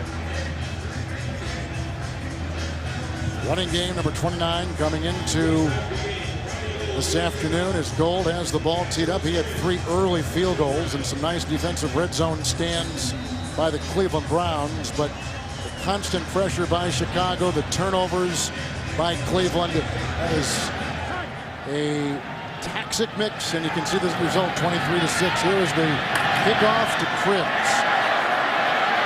Chased by Adrian Peterson and brought down on the play by Wolf. A couple running backs, reserve running backs chasing him down. Wolf got him. Peterson, who's active today after suffering a knee injury and out the last couple games, chasing him down. 24-yard return. Oh, and watch this tackle. Look at that.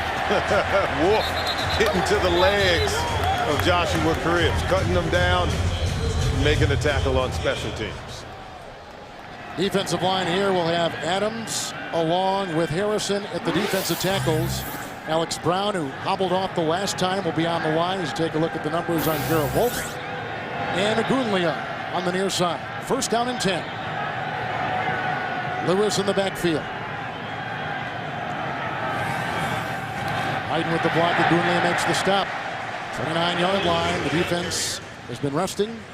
1 yard gain on the play. Afalava was helping on the tackle. And now you can see, I think the Chicago Bears are starting to get it going in all 3 phases. We've seen them make special teams. Devin Hester with a nice kick return. We've seen the special teams play very well in terms of keeping Joshua Cribbs hemmed in. The offense getting it going. Now I think the defense has got to really make their minds up to be much better in terms of their run defense. They have created the turnovers, but boy, they're starting to get it going. Second down and 9. Up the middle they come with Alex Brown outside for Chancey Stuckey. Hit by Hillenmeyer, driven out of bounds about the 41-yard line. Has a first down, first catch today, 11-yard pickup, and Chancey Stuckey has his 12th reception of the season. But it's first for the Cleveland Browns, and he's had 4 drops coming into today's game. And as we take a look at Brady Quinn, will he get a chance to play?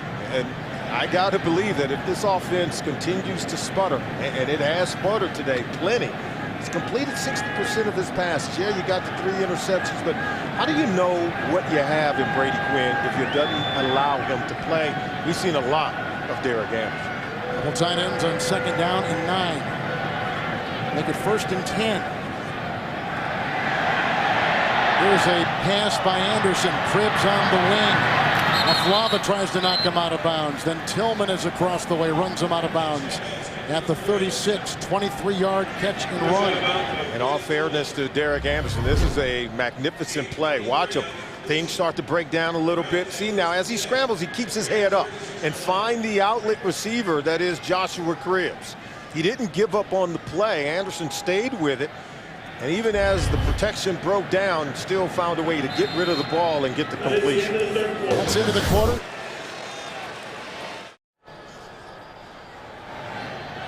Here we begin the fourth quarter. First down and 10.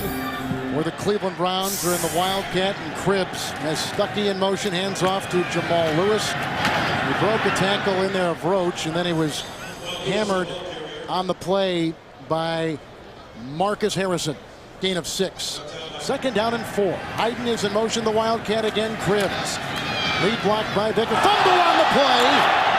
I think Roach is the one who spun the ball out of his grasp, and it looks like the Browns have retrieved it at the 27. And Nick Roach, 53, was the guy who made the tackle and strip simultaneously. Watch number 53 comes off the block, spinning around right there, right into the tackle, and there's the strip fumble. And the Cleveland Browns are able to pounce on it. Well, they turned it over. The Browns have 3 times today. Now it is third down and 2. Harris on this defensive series has been in. Agunlia is one defensive end. Brown is the other.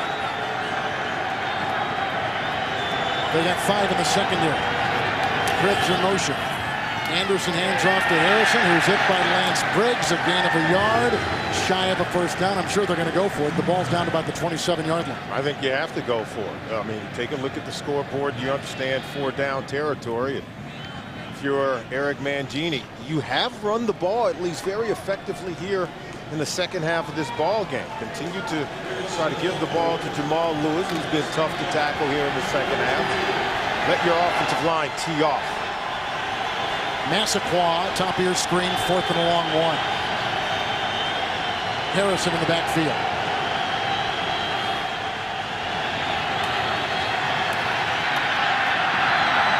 Incomplete. Looking for the tight end, Hayden, who's missed the last couple games with the knee. Afalava was there with the coverage. Al Afalava, who is a 6th-round pick out of Oregon State, starting every game. Rod Marinelli is now the defensive line coach for the Chicago Bears. He's very familiar with Shaun Rogers. Yeah, used to coach Shaun Rogers in Detroit, where that relationship was much publicized, was not a good one. But Shaun Rogers says he respects him as a great teacher. He said, hey, I'm going to reach out to him. There was a lot of pressure on their relationship there in Detroit. Cutler going to the near side, incomplete. He was looking for either the tight end, Kellen Davis, or Hester. Hester was matched up against the rookie, who is Francis. And Francis has taken the place of the injured Eric Ryder. 2nd down and 10. Again, at the bottom of your screen, you'll see Francis, a rookie, against Hester. Forte, with a couple of rushing touchdowns, is in the backfield, and he gets the call. And he gets a block from Clark. But there was some nice defense on the play, and it was turned in by Cam Wembley, who's got a sack today, on a gain of 4. They'll spot him at the 32. Now, one more thing on Shaun Rogers, as he talked about Rod Marinelli. He says, you know, Coach Marinelli is an insightful teacher. So he's got a lot to teach defensive linemen. Really had a lot of praise for Coach Rod Marinelli, who we all know as a wonderful teacher, an excellent man, a really good coach. But boy, Rogers has really come on in his role. He likes playing that nose tackle in a 3-4 defense, and he was cast wrongly maybe in Detroit, where he did not play that same position. 3rd down and 6. 6 in the secondary. Wembley is blocked by Chris Williams. Cutler had all kinds of time, almost picked off, and maybe it was on the deflection. It looked like Brodney Poole. He got it. He scoops it in. Brodney Poole gets the interception, his 3rd of the year on the deflected pass, and the Browns will take over. First Cutler pick today, 3 last week. Cutler has thrown 11 picks on the season. And watch it. I think it's Maiava. I think actually, who was it that was able to knock it down? Yeah, Maiava, 56, who started to rush, peeled off the line, was able to bat the ball up so that Brodney Poole could come over and get the interception. Look at 56. Maiava tips it up. Poole smartly gathers it in. Ooh, did that ball hit the ground? Well, that challenge flag. With Eric Barton out, they've been playing a lot of different guys like Costanzo and Maiava, and there goes the challenge flag, and they're going to, who's listening to, they're going to take another look upstairs and see exactly what transpired on that play. I think Lovey understands, though. He's like, you know what, I think that ball touched some grass. Don't know that he controlled it all the way and brought it in before the ball touched the ground. They may take this one off the board. Chicago is challenging the ruling on the field of an interception. Welcome back to Chicago, where we asked the question, did Brodney Poole make the catch on the ball before it makes contact with the ground? Did the ground move it? Don't know that it's conclusive one way or another. Remember, the call on the field was that he did make the catch, but take a look at this one. Does that ball hit the ground, and does it move slightly before he's able to pull it in? I think it's questionable that he caught it. Don't know that we have conclusive evidence. The ruling on the field stands. It is an interception. 1st down. Poole gets it. First Chicago turnover. Yeah, I think the reason why is because from the pictures we saw, I don't know that it was conclusive that he did not catch it. I think the ball hit the ground, but you can't tell if that ball moved or if it was jostled while it was in the hands of Brodney Poole. Tommy Harris is in at the defensive tackle alongside Anthony Adams. Mark Adams is one end, Agrunlia is the other. Harrison in the backfield, 1st and 10. Anderson, here comes Anderson with a throw, dropped Massaquoi, did he fumble the ball? Was it caught? They rule it is a turnover. Wow. A fumble. And the fourth turnover reeled in, vacuumed in by Tillman. A turnover by the rookie Mohamed Massaquoi out of Georgia. Good throw by Derek Anderson. Well timed, and Massaquoi makes the catch. Now watch the hit. The hit and strip by Nick Roach jars the ball loose. Tillman falls on it. Massaquoi with the fumble. Fourth turnover by Cleveland today. To which Chicago has rattled off 13 points. Forte has 2 rushing touchdowns. First down and 10, the Chicago Bears at their 15-yard line. Rodgers will enter the defensive line for Cleveland. Bennett blocked by Williams. Francis along with Bowens combine on the stop. 32-yard line, 17-yard gain for the all-time leading receiver in the Southeastern Conference, Earl Bennett out of Vanderbilt. The rookie Francis is down, and he's taken the place of the injured Eric Wright. Eric Barton is out with the shoulder. We told you that earlier, so they've been trying to plug in a lot of different players like Costanzo and Maiava in the middle. There's a look at Francis, who has been inactive a great portion of this season. The wicked block by Chris Williams on Francis is what rolled him up, and why he's a little bit shaken. They pulled the right tackle, 315 pounds of offensive lineman in Chris Williams, to block a small, tiny cornerback out on the perimeter. And that's why Bennett was able to go off that block to have a sizable gain. Now they will bring in Hank Poteet, the third different cornerback that they've had to use today. Look at the second half numbers for the Chicago Bears on offense. They would really like to get something going on this possession. Third different left corner out there right now. It is a 1st and 10. Forte hit by Bowens, knocked down by Adams, picks up 5 on the play to the 35.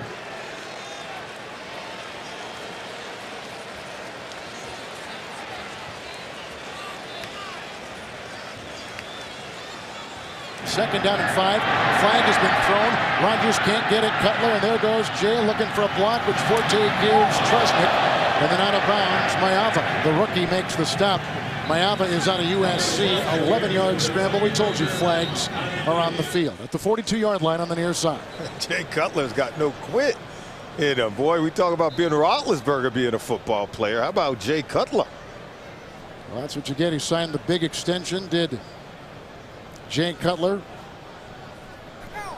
Holding number 24, defense, 5-yard penalty from the end of the run, automatic first down.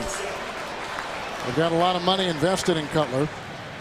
And there's a look at Eric Wright, who's back out on the field. We talk about some of the hits that he's taken today. He's not afraid to get his jersey dirty. You said it, with blood on his lip and dirt on his jerseys, continuing to grind it out in this football game. You got to love that. I think if you're going to be a quarterback for the Chicago Bears, don't you think you got to be a little bit tough? Well, yeah, absolutely. But he's now a 4-year, $40 million extension tough for the Chicago team. Got to be smart, too. Absolutely, he is. Went to Vanderbilt. First down and 10. Forte, Pace with the block.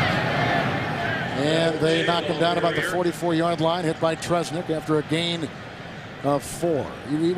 We talked so long about Chicago quarterbacks and what they've had to go through here. They've looked for this franchise guy for so long. Look at the list that have gone through here since Sid Luckman. Notable starter since Luckman. Jack Concannon, Bobby Douglas, Bob Avellini, Vince Evans. Jim McMahon's the last Pro Bowl quarterback that they've had. And I think 1986, you've had guys like Jim Miller and Eric Kramer who've had good seasons, but they're looking for a guy who can be their quarterback for the next 10 years. Second down and 6. 3 years ago, Rex Grossman took him to a Super Bowl. And they hand off. And the tackle was made on the play by Robert Smith. It was on Forte after a gain of 3 to the 41. I say he took him to, he was the quarterback. I don't necessarily think he is the one that that took them, but he was at that position during that season. But this is a quarterback, Jay Cutler, who certainly has his hands on the steering wheel. Wherever this team goes, he's going to be the driver. He's going to be the conductor. And what did Johnny Knox tell us about Jay Cutler? He said, I owe him everything for what I've done so far my rookie year. He's the guy that I can go to. He has confidence in me. And he told us that as a person, Jay Cutler is a guy that's easy to work with, and he is a difference maker. 3rd and 3, nickel secondary. Cutler calls time, play clock. Had a couple seconds on there.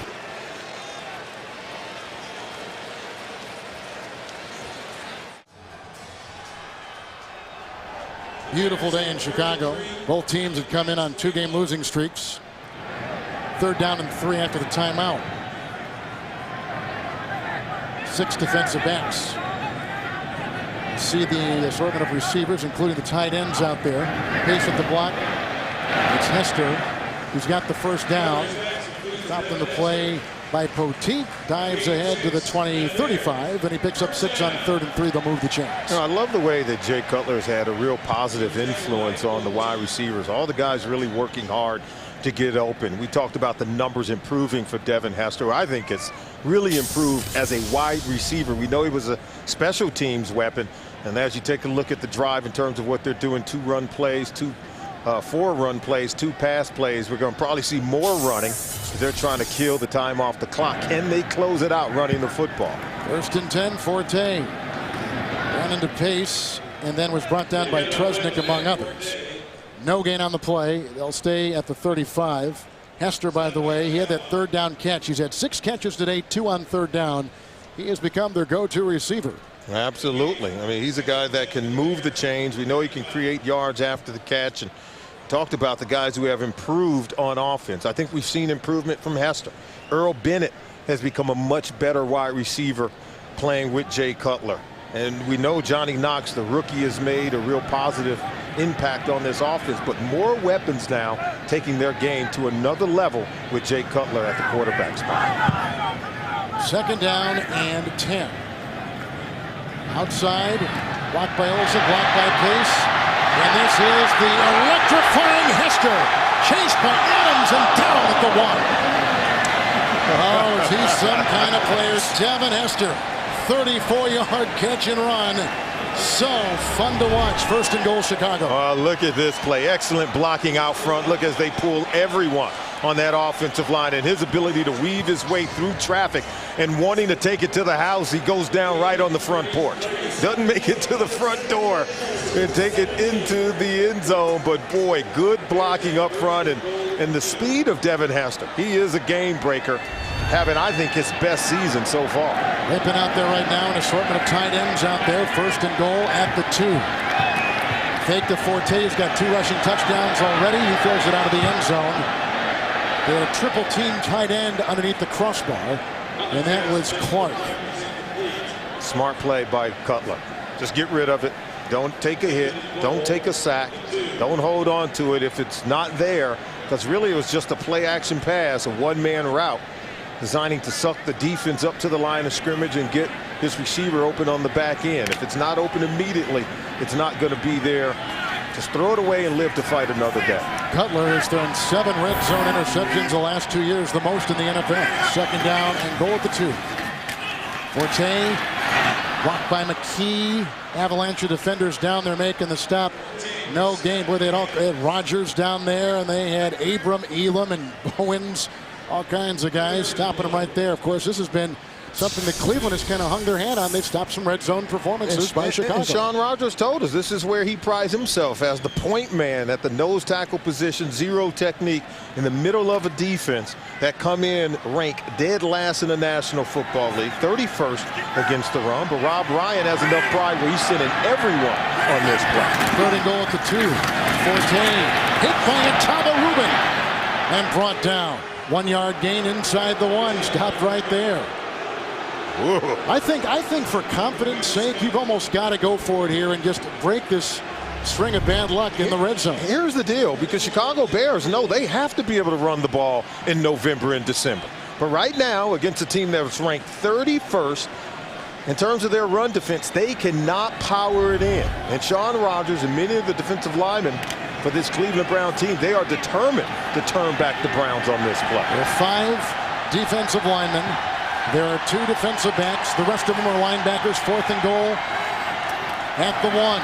The fake to Forte. Here comes C.J. Mosley. And knocked away by Wembley, and on downs. Cleveland will take over. A moral victory for this defense, which has proven to be very good in the red zone. And there's Rob Ryan and Cutler jawing back and forth at each other. Yeah, look at Rob Ryan. Oh, and a nice hello. Rob Ryan. A nice Chicago greeting. Said something to Jay Cutler. And Jay Cutler says, Rob and I know each other well from my time in Denver. Rob Ryan in Oakland, and it's just a play-action pass. He has to get rid of it. See the pressure in his face? Hoping to find Dez Clark in the back of the end zone. Wonder why Cameron Wembley didn't intercept it instead of batting it down. And Jay Cutler had no choice but to try to give his tight end a chance to make a play. And how about the coordinator on defense for Cleveland taking the challenge from Jay Cutler? Harrison in the backfield, 1st and 10 on downs. It goes to the Browns. Mark Anderson makes the stop. Nope, he got out of the end zone. They're going to mark him inside the 1. It is not a safety. There was no gain.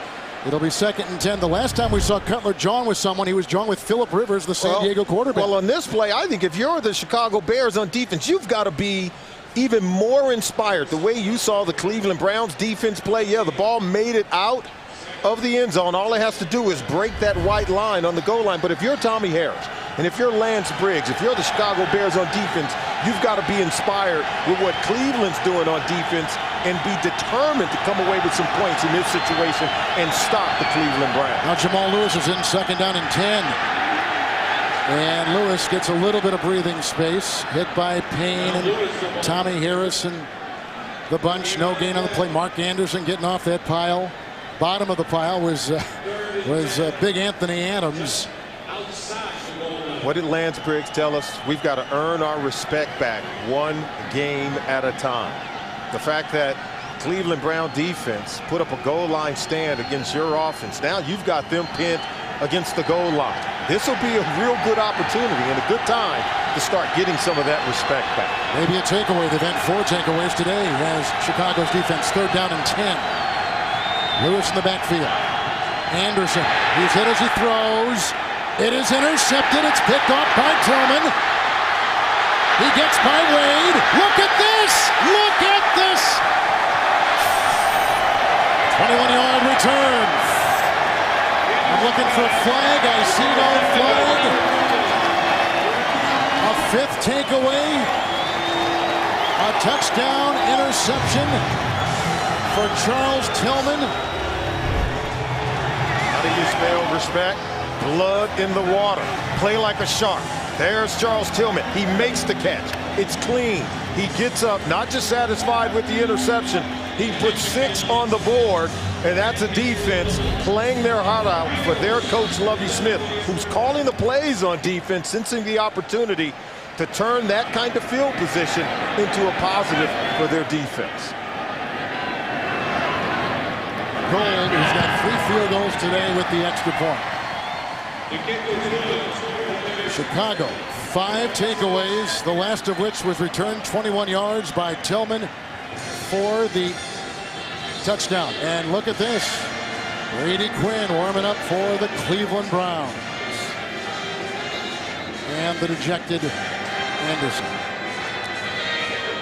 Why do you make the change at quarterback now? You see the quarterback comparison. Now look at this. This quarterback rating. Yeah, that's pretty woeful. Now, you got to understand that Jay Cutler certainly playing one heck of a game, and he's got better weapons. Anderson's got a lot of young receivers around him. Very young football team.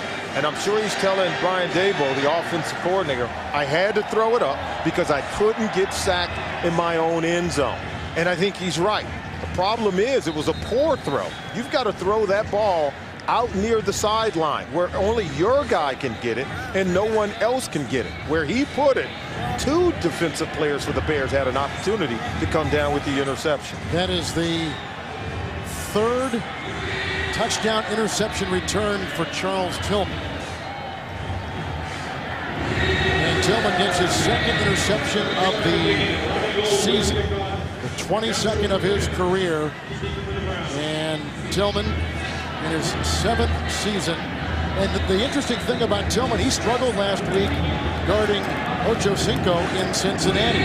Chan had a huge day, and he struggled against him in their 1-on-1 matchup. But he finds a little revenge today with the interception and the touchdown return.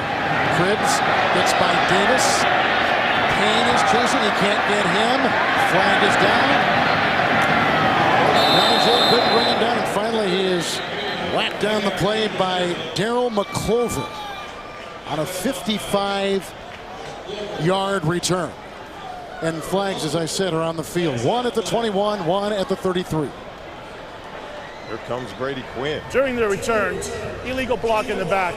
Number 27, 10-yard penalty. Sorensen. First down. So Brady Quinn getting final instructions, and he will come in with his numbers. He came out of training camp as the starting quarterback for the Cleveland Browns, losing the job a couple games into the year. And I think the instructions have to be, don't turn the ball over. Move the chains. Take what the defense gives you.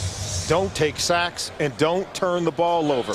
Ball security has to be #1 for Brady Quinn. Chicago has scored 20 points off 5 Cleveland turnovers today. Look at that quarterback rating. Wow. 1st and 10.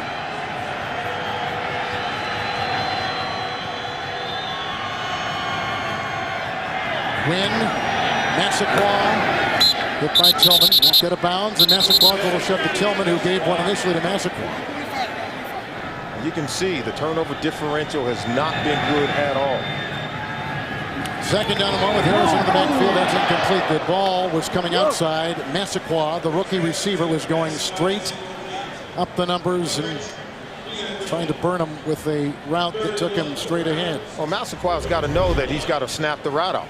3-step drop. See, they're blitzing, but he continues to run up the field. So everyone expected the 3-step drop. On the hot route, he's got to turn it into a shorter route and prepare himself to catch the ball. Clearly not on the same page as his quarterback, Brady Quinn. Cleveland on 3rd downs today, 1 of 10, 3rd down and 1. Harrison in. Drop by Hyde. It doesn't get better. You can swap out quarterbacks, but when guys continue to put the ball on the ground, run wrong routes, it really is going to hurt the performance of the quarterback. You can see Brady Quinn trying to assert some leadership. The Massaquoi say, hey, you didn't snap off your route. Pay attention to what we're doing. And you got a lot of young players. But, you know, Brady Quinn's a smart guy. I can tell you right now, I believe he knows the offense. He knows where guys are supposed to line up and where they're supposed to be. Zastudil with the punt. He's been busy today. Hester drifting back to the 30. Shaw with the block. Here he comes. There goes a flag. Daniel Manning with the block, and there he goes. They'll chase him into the end zone, but like I said, flags are down. And I think it was on Chicago. Wow. Is he fun to watch or what? Oh, yeah. Him and Cribbs both 2 terrific return men. 2 of the most explosive in the NFL. During the return, holding, number 81, receiving team. 10-yard penalty, first down. That's Rasheed Davis, who picks it up. As much as he will sit there and protest, they're telling him to. Lovie Smith said, that's enough. Go have a seat.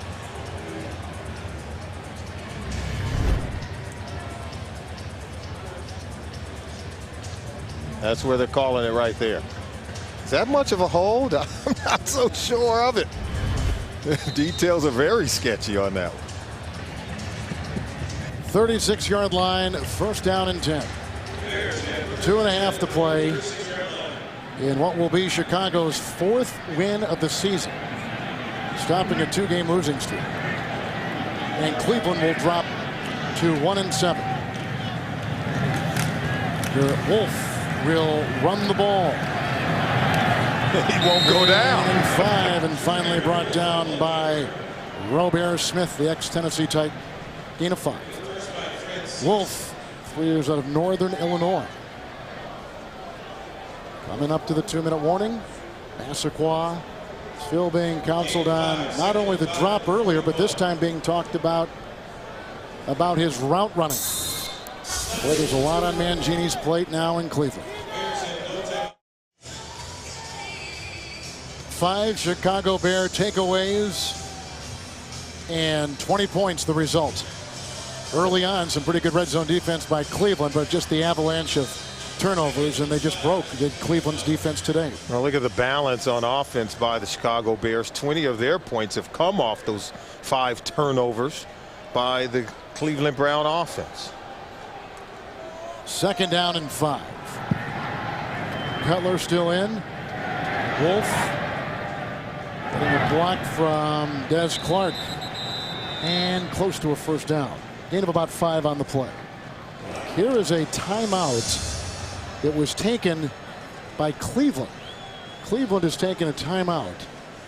You mean they want to prolong this thing, right? Well, no answer. I have no answer for you right there.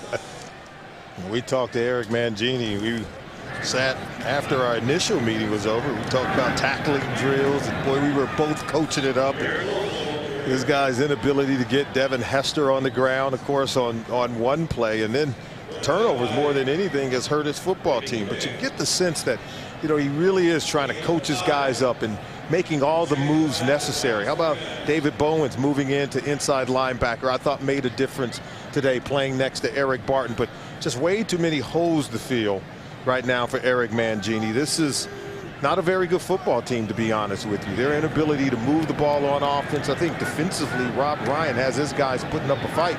But when you turn it over 5 times, you put your defense in a real difficult position. And sooner or later, the floodgates just burst wide open. And on the 2nd down run, look at Garrett Wolf. Chased by Brodney Poole and out of bounds at about the 13, 12-yard line. Poole chased him, brought him down. 35-yard run by Garrett Wolf, who's taking the place of Matt Forte, who had 2 touchdown runs today himself for the Chicago Bears. Speaking of floodgates, Garrett Wolf is one of those guys. He comes in wanting to make a name for himself. So if you think the Chicago Bears are just going to give up because the score is 30-6, Wolf, he doesn't care. He wants to come in and break off a couple of big runs. He goes in for film study tomorrow. He gets to see himself running up and down the football field. And for the Chicago Bears now, they thought this was a very crucial part of their schedule, beginning today, 5 of the next 7 at home. They've started on the right foot, regaining some momentum after their horrible loss last week in Cincinnati. They come back, and now they are 4-3. Well, we asked the guys, including Lovie Smith, this is one of those get-right games. His team needed to get right today. They needed this kind of win, but more importantly, they needed to play well in all 3 phases of the game: offense, defense, and special teams, and boy, did they. Chicago goes to 4-3. Cleveland goes to 1-7. 5 Cleveland turnovers. Another tough day at the office for Eric Mangini. 30-6 is our final score. The Chicago Bears have beaten the Cleveland Browns.